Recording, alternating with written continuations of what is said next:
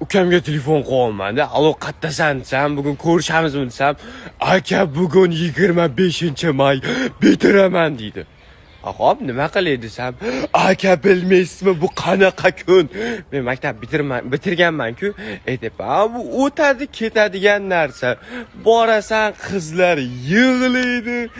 Turasizlar, men ko'ngil uchun yig'lab qo'yishadi, sizlar keyin boshlanadi. O'zingizlardan bitta guruh ochasizlar, u guruhda bir 3 oyda bir yozib turasizlar, keyin shu bilan guruh ham yopilib ketadi. Kimdir Rossiyaga ketadi, kimdir erga tegib ketadi, shu bilan sinfdoshlar ko'rishtirib bo'qibdi-da, rostdan ham bor. Lekin men borishim kerak.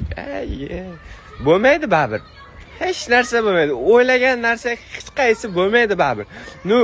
Ko'ngil uchun prosta 25-mayga boryapti.